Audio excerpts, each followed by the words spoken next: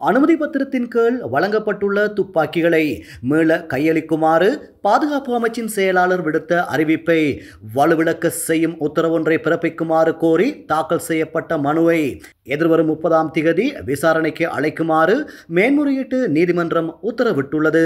வர்த்தகர் ஒருவரினால் தாக்கல் செய்யப்பட்ட மனு மீதான பரிசீலனை நேற்று இடம்பெற்றது. பாதுகாப்பு அமைச்சின் தீர்மானத்திற்கு எதிராக தாக்கல் செய்யப்பட்டுள்ள மேன்முறையீட்டு மீதான தீர்ப்பு கிடைக்கும் வரை தமது கட்சிக்காரர் வசமுள்ள துப்பாக்கியை தொடர்ந்தும் வைத்திருக்க அனுமதி அளிக்குமாறு மனுதாரர் சார்பில் மன்றில் முன்னிலையான சட்டத்தரணி கோரியுள்ளார். இது தொடர்பான ஆலோசனையை பெற்றுக்கொண்டு சமர்ப்பணங்களை முன்வைப்பதற்காக நாளொன்றை ஒதுக்கி தருமாறு பிரதிவாதிகள் சார்பில் மன்றில் முன்னிலையான மேலதிக மன்றாடியார் நாயகம் கோரியுள்ளார். இதன்படி குறித்த சமர்ப்பணங்களை முன்வைப்பதற்கு எதிர்வரும் 30ஆம் திகதி வழக்கை மீள அழைக்குமாறு உத்தரவிடப்பட்டுள்ளது.